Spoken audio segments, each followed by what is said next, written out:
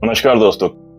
क्या आपने कभी ऐसा सुना है कि एक सिंगर की वजह से फिल्म के निर्देशक और म्यूजिक डायरेक्टर के बीच में हो गया था एक जबरदस्त लड़ाई, और बात सिर्फ एक ही थी कि ये गाना अगर रफी साहब नहीं गाएंगे तो ये गाना कोई नहीं गाएगा। आखिर पूरी कहानी क्या है, इसके बारे में हम विस्तार से बात करते हैं। ये बात है साल 1964 का। ओम प्रकाश एक मूवी बना रहे थे जिस मूवी का नाम था जहां आरा। इस मूवी को बनाने के लिए ओम प्रकाश जी मदन मोहन जी के टच में थे और वो एक गजल बेस्ड मूवी बनाने वाले थे जिसमें कि सारे जितने भी सॉन्ग्स हैं उस मूवी के वो सारे गजल के थीम पे हो। और यहाँ पर मदन जी का जो चॉइस था, जो फर्स्ट प्रायोरिटी थे, वो थे हमारे तलत महमूद।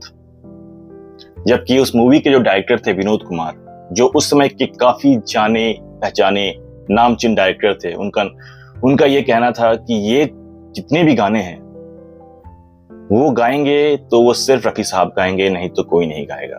अब यहां पर हुआ ये बात कि मदन मोहन अपनी बात पे अड़ गए। उन्होंने डायरेक्टली बोल दिया कि रफी साहब काफी अच्छे गायक हैं, इसमें कोई डाउट नहीं है, पर जब बात गजल की आती है तो तलत महमूद से बेहतर कोई गाना गा नहीं सकता है। इसमें काफी सारे गाने थे और सबसे बड़ी बात यह थी कि ये मूवी बनने से पहले ही मदन मोहन ने काफी सारे गजल ऑलरेडी लिख दिए थे और उसके लिए वो म्यूजिक भी दे दिए थे। पर जब रिकॉर्डिंग की बात आई और अब सवाल ये था कि गाना गवाना है, स्टूडियो की टाइमिंग बुक होना शुरू हो गई थी, तो फिर ये दोनों इस बात पे अड़ गए। हुआ ये, जैसे मैं आपको बता रहा था, कि इन दोनों के बीच में लड़ाई इतनी ज्यादा बढ़ गई कि कंक्लूजन ही नहीं निकल रहा था। अब जब इतना ज्यादा हॉट डिस्कशन होने लगा, हॉट आर्ग्यूमेंट होने लगा, तो फिर इन दोनों को और एक फाइनल कंक्लूजन को ढूंढने के लिए बीच में आना पड़ा इस मूवी से जुड़े प्रोड्यूसर को, जिनका नाम था ओम प्रकाश जी।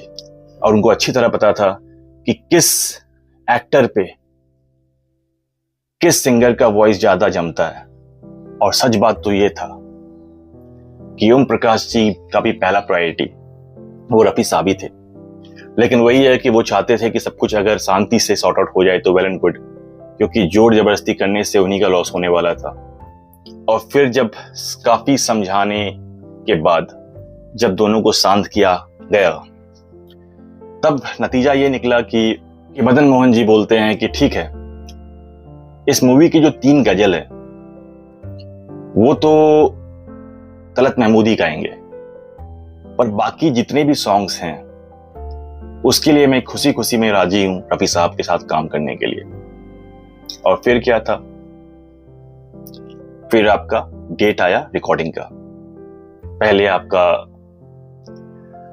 तलत महमूद से सारे सॉन्ग्स गवाए गए, उनकी जो 3 गजल थे वो गवाए गए, और फिर एल्बम में एंट्री होती है हमारे रफी साहब के। और रफी साहब इसमें 2 गाना गाते हैं। जो फर्स्ट सॉन्ग वो गाते हैं वो है आपके सुमन कल्याणपुरी के साथ, वो एक डुएट सॉन्ग था, वो सॉन्ग वो गाते हैं।